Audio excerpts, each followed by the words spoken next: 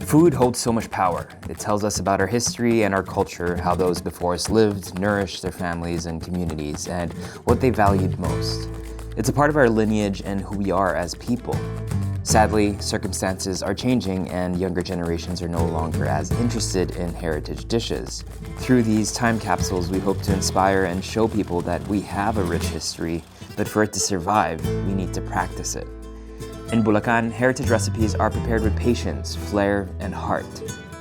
Preserved in rare recipe books by Bulacan's food historians and passed down through generations, these heirloom dishes make the province a true gastronomic hub. Si Asado de Caray is a revolutionary food. During the time ng mga praile, hinahanda to.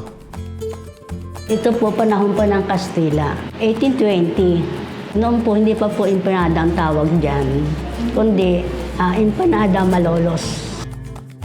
Ito yung kasing lagi namin inuulam nung araw. Kaya naman ginagawang burong gano'n kasi wala nga kaming rep. Parang iyan tumatak sa isip namin na lagi namin naalala ang ina. Kasi kami nung huli lang nasuso sa bukid. It has the influence of mananakop natin ng Spanish. And then it was handed over from generations to generations until hanggang ngayon na natitikman natin.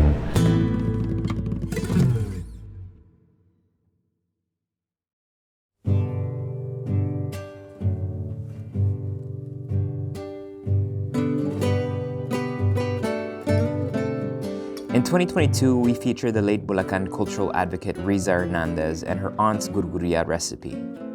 A niece of the renowned food historian Mila Enriquez, Riza shared her passion for preserving Bulacan's culinary traditions. After her passing, her family carried on the work of Tia Mila, with her nephew Nico now continuing the legacy. Bali si Lola Mila sa yung food historian dito sa Bulacan during her time.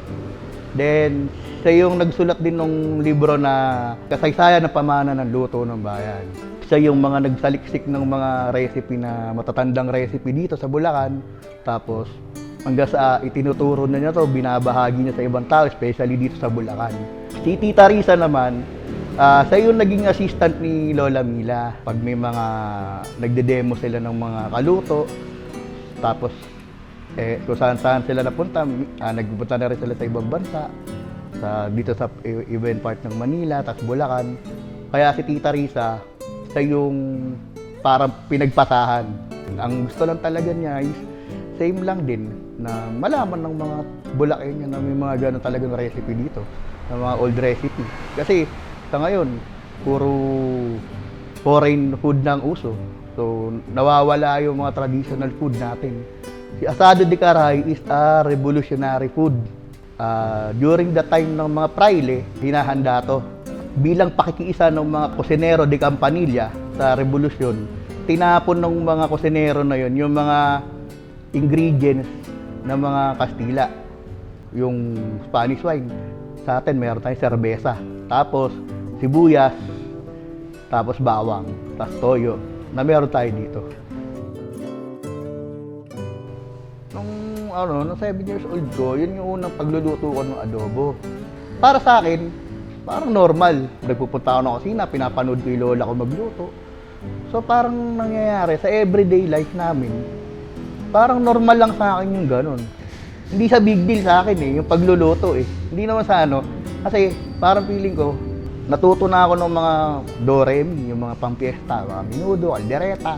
Yun, so pag may fiestahan sa amin, ilang taon lang ako noon, mga 12. Nakakapagluto, tinuturuan ako ng mami ko naman. So, yun, tapos, naano ko lang sa sarili ko, sa pagluluto pala ako nakalinya. Yun, so, minahal ko na siya. Yun, inaccept ko na siya sa buhay ko na yun pala talaga yung role ko dito.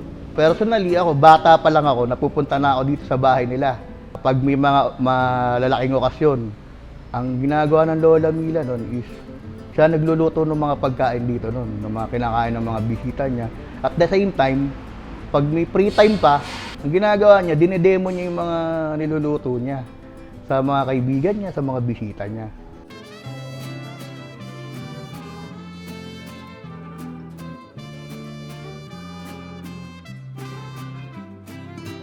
Ang nangyayari kasi, nung wala na si Lola Mila, si Tita na yung nagtutuloy ng mga demo ng Lola Mila. Ako naman yung assistant niya, pamangkin. So, nagde-demo na gano'n. Hanggang sa isa-isa ko natututunan. So, tapos dumating kami sa time na, kaya mo bang lutuin to? Sabi ko, oo naman ka ako. So, tinry namin sa bahay. Then, hanggang sa ako na yung nagde-demo rin. Napakahalaga ng isang kwento sa isang dish. Kasi, kung wala siyang kwento, di mo siya mai-express sa mga nanonood o sa mga tinuturuan mo na itong dish na to. Is ito yung kwento. Kaya dapat niluluto pa rin natin. So, yun. Kumbaga, sa pamamagitan ko, gusto ko rin naman kung ano yung gusto nilang mangyari sa mga naiwan nila, is ipamahagi ko din. Bukal sa kalooban namin na ituro, especially yung mga ganyang recipe na meron dito sa Bulacan. Kasi for me, status symbol ng isang lugar yan eh. To be honest, ako, hanga ako sa mga kusinero sa mga taga Bulacan. Kusinera. Talagang makikita mo yung ano nila, yung parang passion talaga nila. Mahal nila yung ginagawa nila. Masarap magluto ang mga taga Bulacan.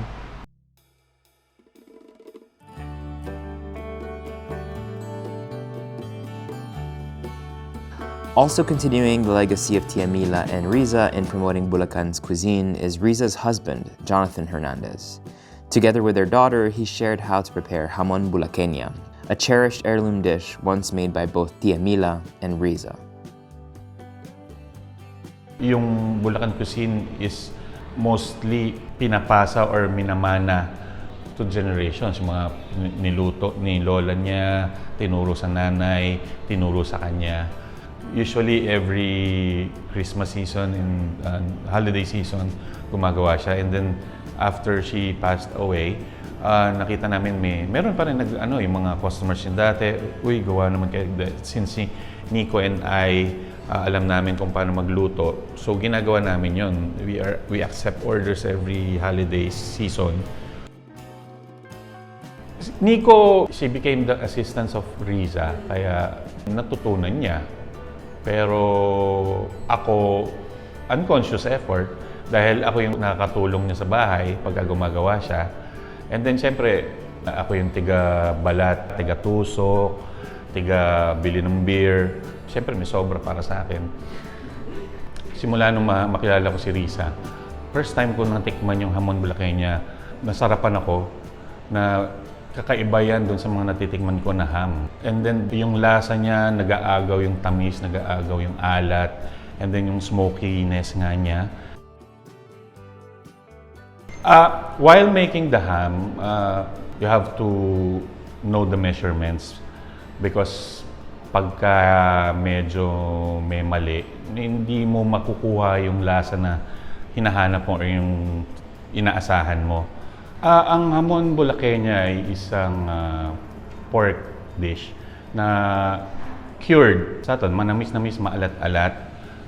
Like the usual ham na nabibili natin.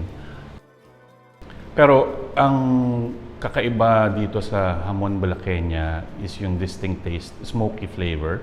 Pinapaso siya, may isang siyanseng bakal na ibababad or pagbabagahin sa apoy, and then yung pinaka-top niya ng ham niya, bubudburan ng sugar, and then yung sugar na yun ay papasuin nung nagbabagang siyanse.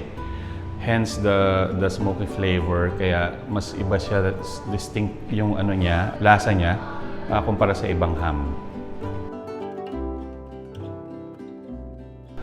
Isa sa mga advocacy ni Chamila Enriquez yun, and then punta nga sa wife ko, kay Riza Hernandez, na magpatuloy yon at makilala yung masarap na tradisyon ng hamon bulaqueña. So, gusto niya na matutunan ng new generations yung mga pagkain sinauna and the history behind it. So, yun yung advocacy niya. Nakikita niya na merong potensyal yung pagkaing Bulacan na makilala sa Pilipinas. Gusto rin niya na huwag maputol yung sinimula ng Chamila hanggang sa mga susunod na generations, hanggang kahit sa mga anak namin at apo namin. Gusto ko sanang malaman ng mga kumakain ng hamon Bulaqueña is the rich history of hamon Bulaqueña. It has the influence of our mananakop natin ng Spanish, and then it was handed over from generations to generations until hanggang ngayon na natitikman natin.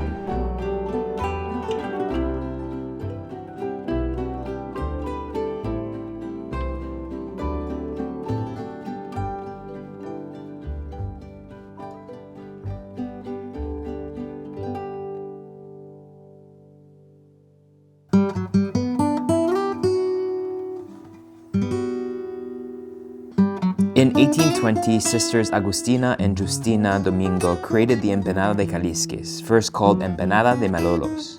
You heard that right. They've been making these for 5 generations. Food historian Mila Enriquez later gave it its poetic name for its flaky, scale-like layers. This delicate meat pie figured in Bulacan's historic moments, from the spread of the Katipunan to the inauguration of the First Philippine Republic, and was favored by leaders and past presidents. Today, the recipe lives on through the family's 5th generation, led by Tessie Luriaga. Ako po si Tessie Luriaga, at dito nakatira sa Malolos. Gagawa tayo ng empanada ng Malolos, Mercy's Original, Empanada de Calisques ng Malolos. Ito, liligisan na natin siya ngayon. Ganito, palalaparin natin. Para siyang pamaypay. Rinipisin mo, tapos rorolyuhin. Itong Calisques, kailan lang to? Sabi namin, palitan natin yung pangalan niya. Yung nandoon din yung empanada ng Malolos, pero gawin natin Mercy's Original, Empanada de Calisques ng Malolos. Mga 30 years old ako nung ako nagsimula gumawa nito. Bago nasalin sa akin ito, marunong na ako talaga. Kahit na nag-iisa ako gumagawa. Lalo na nung malakas-lakas pa ako. Ako lahat, nagtitinda, nag-entertain sa mga customer. Yes, kayang-kaya. Pero kasi nung gusto ko, na para bang nai-enjoy ko yung ganong aktibo ka. Parang nai-enjoy ng katawan kong ganon. Para nakakasigla. Lalo na pag ganyan gumagawa ka na bumibili, nakakatikim. Tapos nasasarapan sila. Ganun. Kakaroon ka rin na inspirasyon. Ito yung manok chicken yan na hinimay. Tapos patatas lang. Ang ginagamit namin, labuyo. Tsaka asukal, asin. Ayan, sasarado ko na siya. Sasarado na natin. Kinukurot namin yan. Yan, pakurot. Parang bulaklak. Noong una pa man, kasi di ba sa akin pinapasa. Kaya nung ako nang gumagawa, siyempre, hihingi ka kang tulong kay Lord. Nagabayan ka sa iyong paggawa kasi sa iyo na pinasa. Siya nang gagabay sa paggawa mo. Dahil una sa lahat sa Panginoon ka hihingi ng tulong. Saka sa Kanya ka magpasalamat. Kaya mayan talaga yan, lahat ng bagay, ano mang ginagawa mo, lalo na pag may hanap buhay ka. Huwag mo susuluhin. Bigay mo sa Panginoon. Gabayan mo po ako sa aking paggawa. Pag ganun, kailangan tapat ka sa customer. Isa nalulugi ka. Gusto ka alakang puhunan. Sabi ko, Lord, wala pa akong puhunan. Umaya may dumarating, maraming mo order. Yan. Kaya ngayon, kaya natutuwa rin ako kasi hindi lang dito sa atin sa Pilipinas nakakilala nito. Lalo ganun din sa ibang bansa. Kasi kaya ako nasabi sa ibang bansa, kasi mga balikbayan, kilalang kaya na ko, masyado kang balitado yung empanada niyo. Sabi nila, pag uwi daw namin doon pasalubong sa amin yung empanada niyo. Kaya bumabalik sila, umorder sila. Nakakatuwa talaga. Tapos na to, ayan. Ito na ang kanyang Calisques. Lumilitaw na. Kailangan katamtaman lang yung init niya. Pag sobra naman ang init, sunog agad yung dough. Diyan sa may sa El Tenco Street, papuntang Palengke.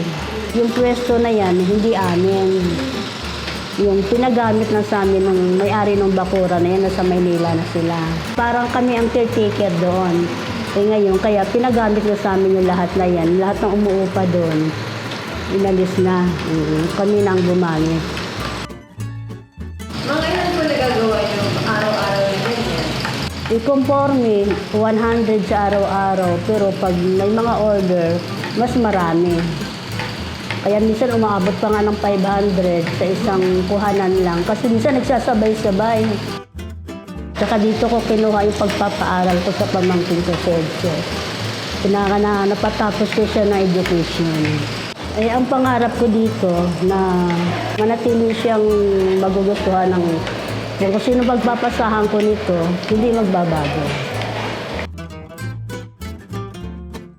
Ito na ang ating original empanada de Kaliskis ng Malolos. Ay oo, minsan nakakataba rin ang puso. Kasi sabi, habang kinakain nila doon sa store, ano masasabi niyo sa empanada? Ganun sila. 1 in a million. Talaga, ha? Sabi ko, ay salamat po pa ako. Thank you Lord ka ako at na-appreciate ka ako ang aming empanada.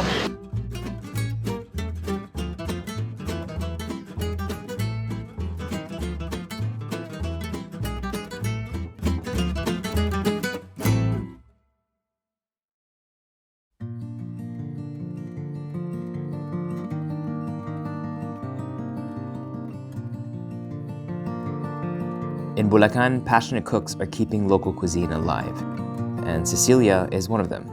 From selling home-cooked dishes around town to running a thriving catering and restaurant business, Cecilia has always dreamed of helping people remember the simple, farm-fresh meals she once enjoyed with her mother as a child. Ito yung binurong baboy na sinigang sa bayabas. Ito yung kasing lagi naming inuulam nung araw.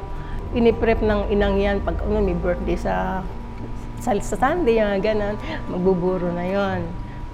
Kaya naman ginagawang burong gano'n kasi wala nga kaming rep.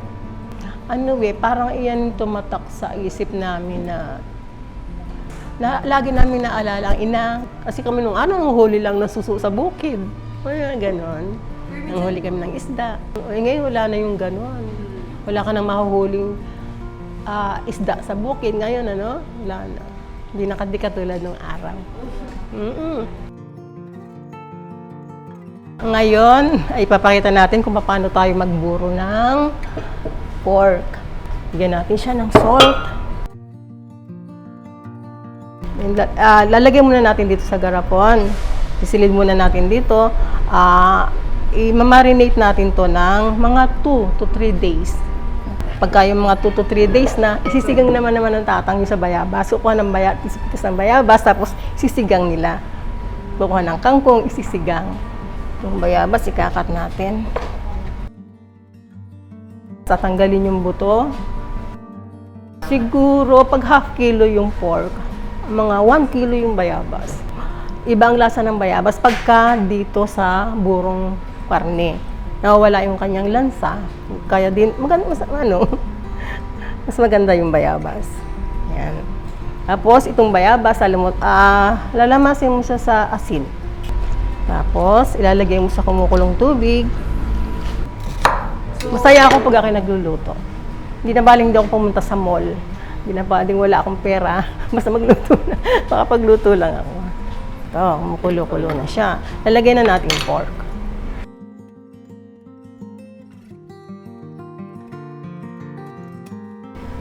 Lagay na natin yung sili. And then gabi nga pala. Mamaya, kain kayo nito. Sigurado. Tamang-tama, maulan.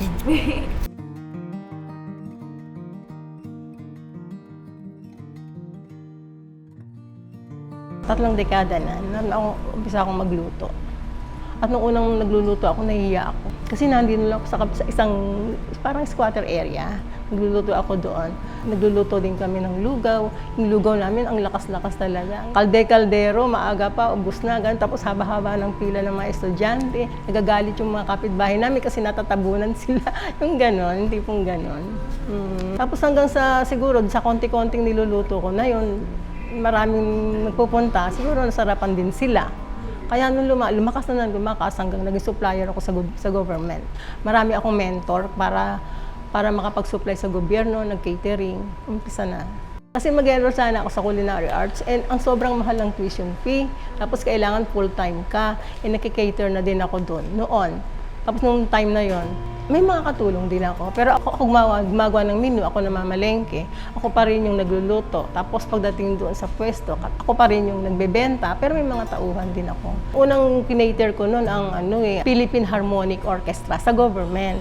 Yun ang kauna-una ako, ninenervous ako. Sabi ko, Lord, huwag po sana akong magkamali. Di baling wala akong kita. Basta wag lang ako mapintasan. Yun talaga yung lagi kong tinanim ko sa utak ko talaga. Hindi baling huwag kang kumita muna sa umpisa, basta huwag ka lang mapintasan. Hindi turo ko sa kanila eh. Huwag pa yung maghangad muna ng kita. Ang importante, ma-establish nyo ng maayos yung business. Yung walang masabi sa inyong tao. Maging masarap. Huwag muna pera. Ayun, sinunod naman nila. Yun ang talagang naging inspirasyon sa akin. Tsaka sila mabubuting anak. Wala akong problema.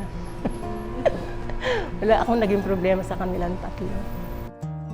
Sobrang blessed ka ng Panginoon pagka ikaw ay binigyan talaga ng panglasa na niyakap ng maraming tao. Kaya inaanyayahan ko ang lahat na ang binurong baboy sa bayabas, dito nyo lang ma-order sa Tantocos. Sa Tantocos, sa tasting room.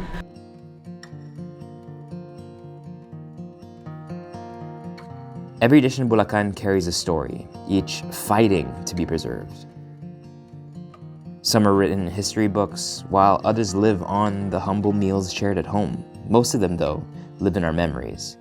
A place that feels permanent, but that in reality can be quite short-lived. Its timelessness springs from the same root, the heart of a province, nourished and present in every plate.